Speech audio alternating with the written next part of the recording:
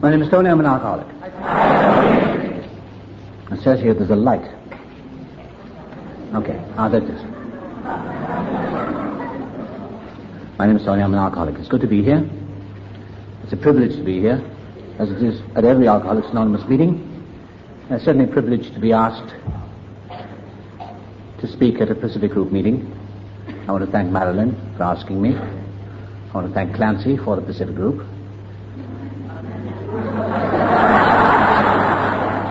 I don't know if I got the billing right, but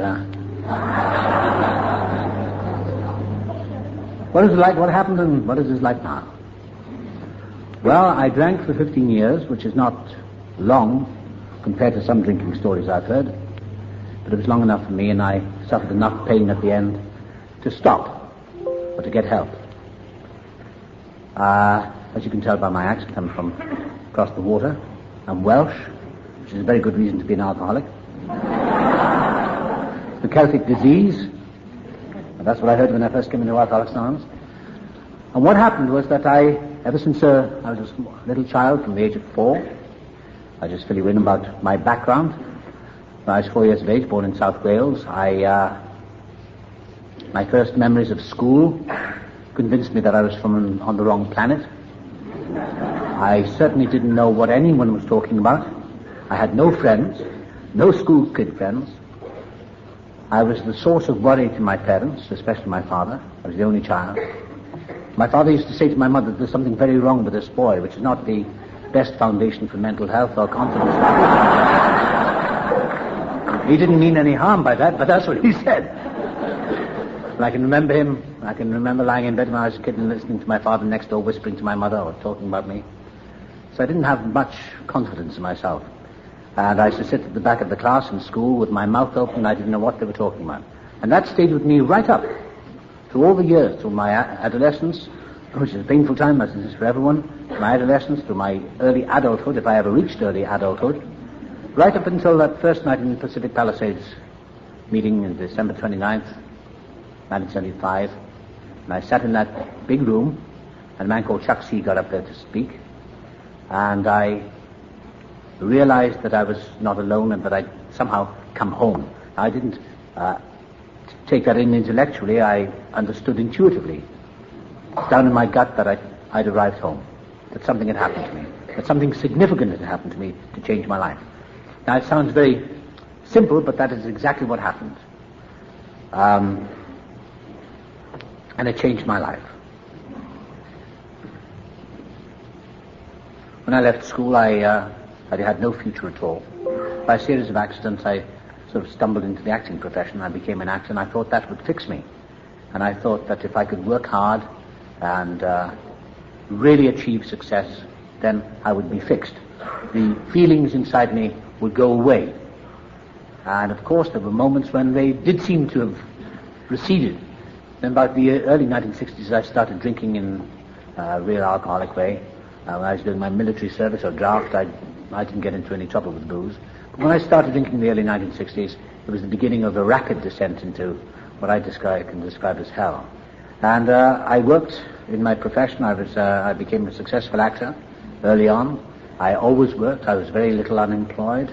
But I worked harder than I was necessary, really. I used to be ahead of everyone 3 hours. I used to get to rehearsals 3 hours ahead of everyone else, 7 o'clock in the morning, so that I could beat everyone at the game, so that I knew all my business. I knew everything that was meant to be known, so that nobody could cross me, and especially directors, anyone in authority could even look at me in an odd way. I'd get them.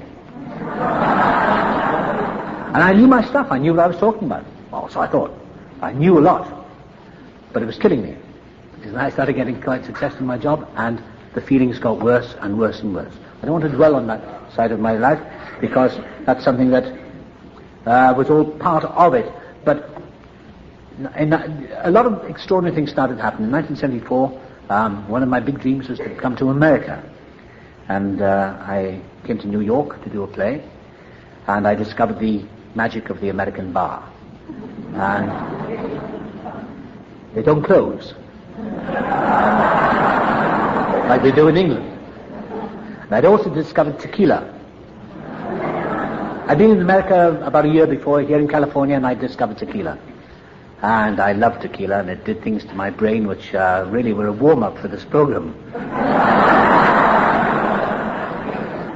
I went back to England in 1974, early 74, and I used to watch television, and I knew I was coming back to America to do this play. And I used to watch television, and I used to watch programs like Starsky and Hutch, and I remember saying to my wife once, looking at one of these films, I said, I bet they all drink tequila. And she, not being an alcoholic, gave me one of those strange looks that they give you.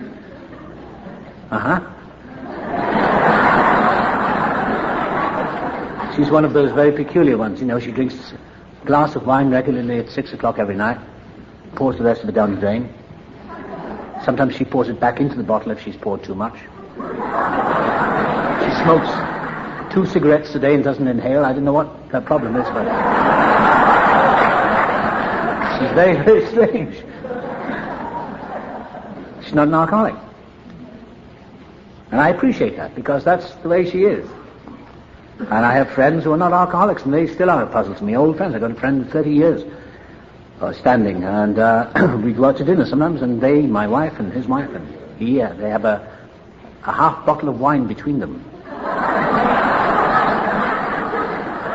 And when the waiter comes and they taste it, my wife usually does the tasting. She's the expert, and she swirls it around in her mouth. I thought, what the hell is she tasting? And then she looked at the waiter. She said, it's a bit nutty. Yes, I think that's going to be okay. They leave it. Very odd. But anyway, 1974, I came back to America. I came to New York, and I couldn't wait to get to those bars. And I started my job. I started rehearsing, and I turned up for my first rehearsal. There was a party the night before the first rehearsal day, and I turned up smashed, drunk, out of my mind and insane, and I told the playwright what was wrong with this play immediately. I told everyone else what was wrong with them. There was one woman in that party who was an alcoholic, and is a member of AA, and she looked at me with one of those AA smiles. Her name is Mary, and I think it is because of her, the grace of God and Mary, who really saved my skin, because she didn't lecture me, she just smiled at me a lot. And she knew I was a full-blown alcoholic as soon as she met me. And we started rehearsals, and the play opened. It was a very successful play, and she used to keep an eye on me, but she never told me anything about alcoholism. Other people pointed her out to me, and they said, Mary's an alcoholic. She's a member of AA. Scar, poor woman. I said, is that why she smokes so much? Because she'd have to smoke to stop herself going crazy. And they said that she doesn't drink anymore. What they were doing, they were feeding me with this information. And one night I took her out for a drink over in the pub or over the bar, whatever. And I didn't try to force a drink on her, but I knew that she was an alcoholic. And I asked her a few questions. And then things got worse for me towards the end of my run in New York in 1975. I was very, very ill one night, and I'd been smoking a bit of grass. That wasn't my booze was my thing, but I was very drunk one night, and I'd been smoking Acapulco Gold, whatever that is. And the CIA and the FBI were after me, and so I asked Mary, I said, listen, can you take me out tomorrow? Can we talk? Because I'm in bad shape. She said, yeah. So we went out for lunch next day, and she told me all about alcoholism. She told me all about this program. But in a very, very simple, insulting way, she said, if you don't take the first drink, you can't get drunk. Which was very insulting to my intelligence. And she said it's like getting on a subway from Park Avenue and going all the way down to the Bowery. So you can get off any stop you like. I thought, what the hell is she talking about? She's like an elevator going from the top floor to the basement. You can get off at any floor you like. I thought, what's she painting these pretty pictures for me? I said, I know that. She said, would you like to come to a meeting? I said, no. She said, okay, and she smiled at me. She said, well, maybe you're not an alcoholic. I said, I don't think I am. I've just got a problem with drinking. So I stayed dry for 6 weeks, and it was okay, and I felt quite comfortable. It's one of those deceptive things, as the devil got into me. I stayed dry for 6 weeks, and I really felt okay. I didn't want to drink. I used to go to the bar, drink gallons of tonic water and Diet Pepsi and all that stuff, but I felt all right. I had one scare. I'd been in the hospital in New York with a clot in my leg, because my lifestyle was getting to me, and the doctor said, you're going to die one day, you're going to die pretty soon. He said, how old are you? I said, I was 37 then. He said, well, you're going to die as soon. He said, I don't think you'll make it until 40. And I got out of hospital, and that didn't scare me. I went back to the booze, and I went back to drinking, I went back to everything else. But anyway, I got those 6 weeks dry under my belt, and at the end of my last night in New York, I went to a party, and I thought, well, I've got no problem with this now, because obviously I'm not an alcoholic. I've been able to handle it, and I poured into my Diet Coke or whatever it was, vodka, tequila, whatever it was, I can't remember. And that was the beginning of, I don't remember much about that night. I remember nothing, in fact. Next day I got on the plane and came out here to California. June 30th, 1975. And I stayed dry for a few more days. I was so shocked and disgusted with myself because I thought, well, there's something wrong with me. But I stayed dry and I started work on a television thing. I was up at the beach here at Malibu, and I saw this actress who said, would you like a drink at the end of my first day's work? And I said, no, I better go home because I think I've got a problem with it. She said, well, we won't do it. Just one. It's only 5:30. I said, what is it? She said, tequila. And she had one of those coffee cups, polystyrene cups, and I could hear the ice rattling around. And then I said, well, just one. And 6 months later, I woke up in AA. And that was the worst drinking. It was 6 months of real hell. I started hallucinating. I spent time up on Trancas Beach. I didn't know where I was most of the time. I started talking to the sea, and it started talking back to me. And I really did hear voices, and I started having quasi-religious experiences, which is very strange because I was an agnostic. And I saw visions. I really did see visions. I went out to this trailer home one night up in Trancas. I think it was up in Trancas. No, Paradise Cove it was. And Paradise Cove. And I walked out. And I came back in and I said to these people in this trailer, I said, I've just been through the Milky Way. I said, because I looked up at the stars and they came right down to me. I thought I'd been touched by God. And I was in hell. And what happened to my wife left me. She went back in Christmas 1975, back to England to let me die and get on with my life or whatever I was choosing to do. She didn't know what was up. She didn't know what was going to happen. She'd had enough. She was tired and exhausted, and she never nagged me. She was born for Al-Anon, but she never nagged me. She never said anything. She never got in my way. She used to cry sometimes quietly on her own. That used to really get to me. She went back Christmas of 75, and I went off to Arizona in a blackout, and I stayed in some hotel down there.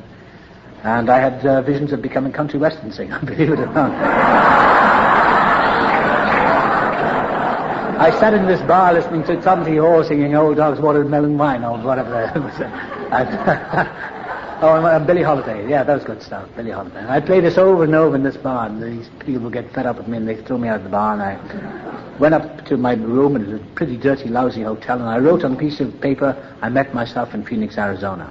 I thought that would make a good country western song. And I put it on top of the wardrobe. It's probably still there. I ought to go back and see if it's still there. Because, in fact, that was the irony of that was that I did meet myself in Phoenix, Arizona. I came to terms with something. And I got back on December 27th. I drove back. My poor car was wrecked because I, sort of speeded back, and I was falling asleep at the wheel and all that was going on. I got back to my apartment in Wilshire Boulevard, and it was the loneliest Saturday night I've ever spent, December 27th. And I went down to the Beverly Glen Market, and I bought my bottle of tequila and orange juice, and whatever I was going to do, I was going to just drink myself into the ground or dead. I didn't want to go on. I was so tired, and I was so fed up with myself and sick to death with myself. And as I was standing in the lineup waiting to pay the cash at the cash register, this woman was standing in front of me, and she said to the man behind the desk, she said, it's a disease now, alcoholism. And I thought she'd been planted there. I didn't know who she was. She looked at my brown paper bag, the drunk always carries in brown paper bag. She has a disease. They say it's progressive as well. I don't know who she was. But anyway, I got back to my apartment. It was the beginning of the end of everything. And I felt that loneliness that only an alcoholic, I don't know, maybe other people feel, but that loneliness that I certainly felt was the loneliness of the alcoholic. That deep, gnawing, burning loneliness. And I looked across the square of the outside the apartment, and the shadows were getting longer. It was 5:30 in the afternoon. And I wanted to die, and I felt like dying, and I felt the saddest I've ever felt. I felt like all those country western songs. The phone rang, and somebody invited me to a party up in Beverly Hills, and I went to this kind of nice house, I remember. I don't remember much about it. And I was under the piano most of the time, arguing with someone who later came to this program. And somebody said, I think it's time you went home, and my agent was there, and I stood on the doorstep of this house, and I said, somebody's stolen my car. He said, no, they haven't stolen it. He said, you drove up here, and then you drove off. He said, we came and got you. Don't you remember? I said, no. He said, well, you left your car outside your apartment in the middle of the street. with the radio on and the lights on. And you don't remember? I said, no. I said, I know one thing, I'm an alcoholic and I need help desperately. I said, I'm finished. And what had happened at that moment, as I stared up the eucalyptus trees outside this house, it all flashed before me. Mary, New York, flashed before me. And the really thing that, like Nancy said in the first speaker, the car, the thing that really got to me, the thing that woke me up, was that I could have killed somebody. I didn't care in the end whether I was going to die or not. I couldn't care less. But I could have killed somebody. That was that deep shame that I could have actually killed somebody. I mean, the total madness of really driving blindfolded, in the blackout. And I said to this fellow, I said, I'm an alcoholic and I need help. And he took me back to his house because something had happened, some little pilot light went on in my head. And I started to sober up from a lot of booze that night, from a lot of alcohol that night. I started to feel sober. My head started to clear very rapidly. I went back to his house up in Benedict Canyon. And I sat there at his house and he looked up the number in the book of AA and I talked and I said, it's over, I'm finished. And I said, I don't care anymore what happens to me. I said, I just want to get the heat off. I said, I really want to get this monkey off my back. And I was using those terms that I later heard in AA. I may have heard them somewhere else, but I talked about the monkey on my back. And he looked at me, he said, I don't know what you mean. I said, I can't stop drinking and I've got to stop. So on the Sunday, I sat in my apartment thinking about AA and thinking about getting sober, which is very dangerous for an alcoholic to think too much. So I'm very fortunate to be alive and here tonight. However, I didn't drink that day, and next Monday morning I phoned up the Westwood Los Angeles office, which was on Westwood Boulevard, the Western office, and an elderly lady answered the phone. Her name was Dorothy, and I said, my name is Tony, I'm an alcoholic, and I need help. She said, good. I said, she said, do you want somebody to come around and see you? I said, no, I didn't want anyone in a dirty raincoat coming around to see me. A bottle and the Bible. So I drove my car into Westwood, and I parked it down by down over those old railroad tracks that used to be there. And as I was walking across, I thought, well, maybe I'm making too much of a big deal of this alcoholism. I'm an actor. I'm dramatizing my life too much. Calm down.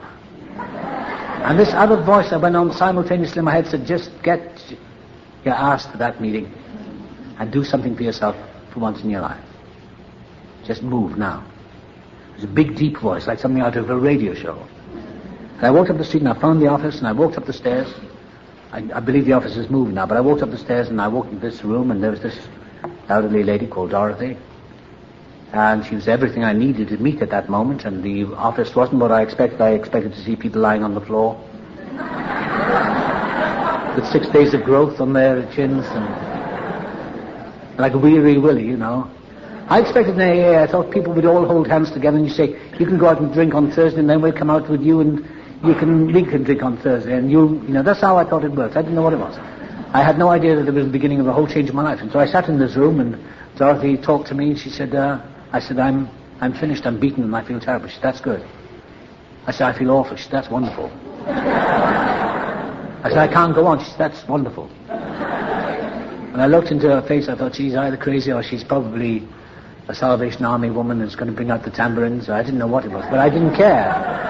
And I said, what do I do? She said, well, you go to a meeting tonight. And she told me that she was there because her husband had nearly died and he was in the motion pictures business and AA had saved his life. And she wasn't actually a member of AA herself. She was just there looking after the phones because she wanted to pay tribute to AA and because of her husband.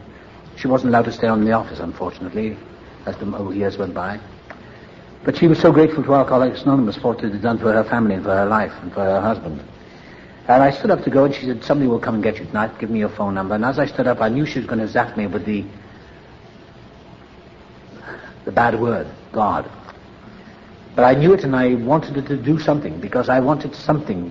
I wanted some help. I wanted some power to come into my life. I knew that much. I didn't know anything up here, but I knew something had to come into me to help me, or something had to come out of me to help me.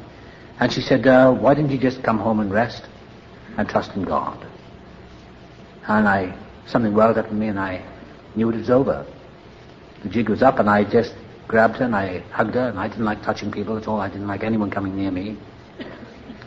And I felt very emotional and I got out on the street and as I was walking back to my car, the most remarkable thing happened.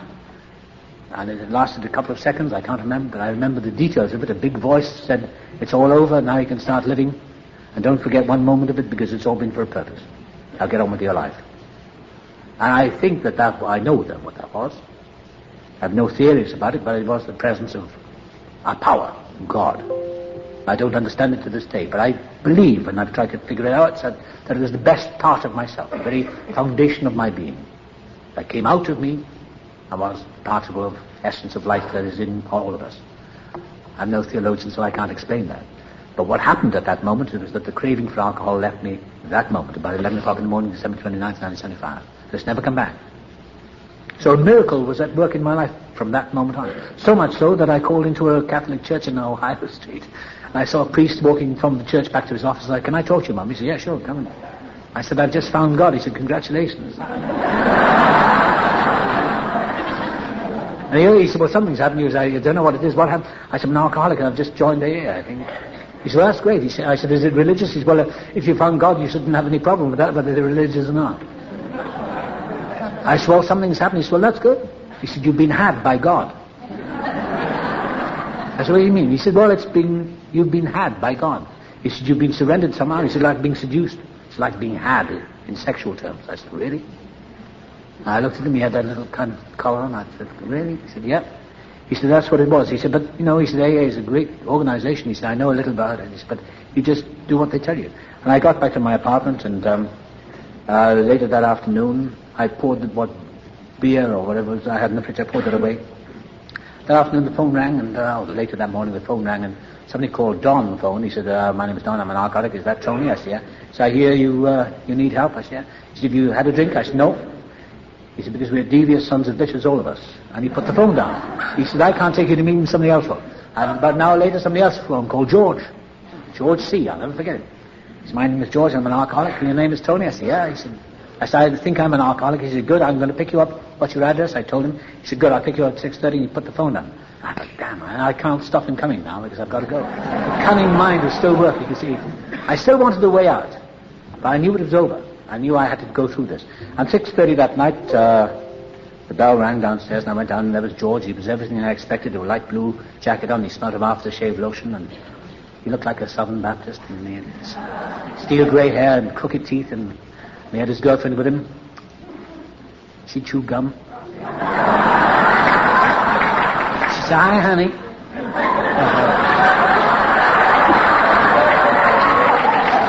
I sat in the back of their car. I thought, God, I'm in with the loonies now, the moonies. Well, he drove up over Sunset, and I could see the back of his grey head, and he talked about the ego, and he never shut up for the whole journey. He talked about bottoming out. I didn't know what he was talking about. But I knew something about it, and I could smell this aftershave lotion. I thought, I'm really in with the crazy people now, but I don't care. I do anything they ask me to do, I don't care anymore. We pulled in the car park of the Pacific Palisades group, at a big meeting out there. That's my home group, although I live in London now. And as I got out of the car, there was an elderly fellow walking ahead, and he was an actor I'd worked with. He was quite an old man. And he was walking ahead down into the main meeting, and I said to George, I said, what's he doing here? He's an alcoholic. I said, "Is he really?" I said, "I just worked with him." He said, "Well, he's an alcoholic like you." So I went down, and Bob was in the room, and somebody came up to me. A woman was introduced to me, and her name was Laverne, and George said, "This is Tony, he's got 24 hours. She said, "That's fantastic," and she jumped all over me. I thought, well, this is promising. Bob came over and said, "Hi, Tony." He said, "We worked together last year for one day on a publicity thing." He said, "Come on, I've got a..." I said, "What are you doing?" He said, "I'm an alcoholic." I said, "Oh." I said, "I think I am." He said, "Good." And I went and sat down, and this old actor came and he said, "Hello, Tony." He said, "How are you?" He said, "I've got a chair waiting for you. I'm glad you made it." He knew. I said, "Did you know?" He said, just gave me that smile. He said, "Yeah, I knew you were an alcoholic, all right." And I sat there, and the first speaker was this Dr. Don from Palos Verdes, and he looked like everything I dreamed of from The Lost Weekend. He had lank black hair, and his face looked like he'd been walked into a truck. "My name's Don, and I'm an alcoholic." I thought, there's a real alcoholic. And I'd always loved the word alcoholic. I was in a play once, a television play, some years ago, before I stopped drinking, my last year before I stopped drinking, and I actually said this thing, and I said, "I'm an alcoholic," in this play. And I said to the director of this play, I said, "That's a great word, alcoholic, I'm an alcoholic." And I was saying it in this play. I think that 12 stepped me about 18 months later, because I looked at this guy, I thought, there he is, this is the man. And he talked about his car being alcoholic. He only had one headlamp, and and only one windshield wiper. And he talked about drinking vodka or whiskey out of his ski poles. I thought these people are crazy. And then we had a coffee break, and the next guy who got up was a man called Chuck C. And he was amazing. And he said, my name's Chuck, I'm an alcoholic. And he said, by the grace of God, I'll have 30 years sober this January. I thought, he must be suffering from brain damage. How could anyone have 30 years? But what happened that night was that I sat between Bob and George, and a whole education came to me in a flash. They talk about near-death experiences. Well, I think maybe this is what I was going through in another form. Because I don't know how, because I'm no intellectual giant. I'm no intellect at all. I'm not too smart. But something happened to me. Something rushed through my head. Something rushed into my consciousness which told me everything I needed to know for those moments. And really saved my life. Because I realized that everything I'd been looking for had come to me. That moment. That I'd finally come home. And I don't know how I grasped that. I'm only glad I did. That I'd come home. And I needn't get my act together, because I've been trying to get my act together all my life. And Chuck C said that night, he said, he was brought up to outsmart everyone and outwit everyone, and he ended up in the squirrel cage. My father said that to me, God rest his soul. My father was an alcoholic, I believe. And he said, outsmart them before they can outsmart them. You, get them before they can get you. Don't trust anyone. And my father said all those things, but he never acted like it. He was a big softy, like all alcoholics are. But he tried to be tough, and he tried to make me tough. I was a big softy. I was just mush inside. And after the meeting, I looked for my checkbook. I thought, I've got to pay these people. Because I now knew that I was absent. That absent from me was the craving to drink. Something had happened in that one night. Now, being a quick study in many ways, I thought, I'd better not trust this too much. I was taken over afterwards, and I met Chuck C. And he said, I was introduced him, and he was told that I had 24 hours on a sober day.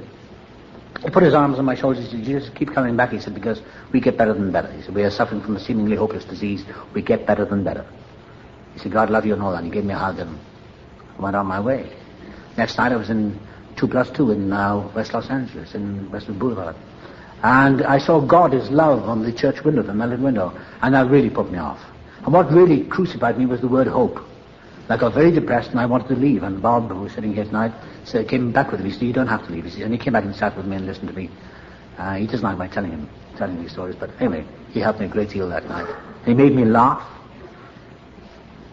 And I think within at the end of my second week, I was at Rodin and I heard Clancy speak. So in 2 weeks of sobriety, I heard Clancy and I heard Chuck C. And they had such impact on me that I realized that this was the best thing that could have ever happened to a person like me. And free. Didn't have to pay for it. Most amazing education I've ever had. And the years have gone by, and the days have gone by, and they've turned into months and years. I don't know how this works. I know that it works extremely well. But it is like the kingdom, I guess, that we've been looking for in peace and spirit. I don't understand it. Because what I put into this program and into this life is nothing compared to what I've got back. I've been given in abundance. And these last few years, it's like something has slipped away from me. Like, I keep thinking of those rocket ships that go off, and they jettison parts of themselves as they escape the Earth's orbit. It's like parts of some kind of ballast keep slipping away. And I feel lighter. And I don't understand it. I don't have to strain for it. I go to meetings and I hope I'm helpful. I hope I carry the message in my imperfect way. I'm in a profession where there's a lot of competition, there's a lot of drinking, a lot of drugs are taken. But I'm having the best time of my life. I'm having the very best time of my life. And I cannot take credit for it. I feel I cannot take credit for it. Somebody said the other day, you should. I said, well, maybe. But I got here because I had nowhere else to go. What's that green light for? Is that it? No. I had nowhere else to go. And I came to America in 1974 looking for fame, fortune, and a big pot of gold. And I ended up in Alcoholics Anonymous. Much to my surprise, it's the last place I ever intended to come to. So it's been an amazing journey. And the weird and peculiar thing I get about my life now in a strange way, and I can't really describe it, is that in a strange way it's none of my business. I get out of bed in the morning and I'm not a deeply religious person. I don't know what I am. Sometimes I have a lot of doubt. Sometimes I think, well, maybe there's nothing there at all. But then I check out and I think, well, how have I stayed sober for 18 years?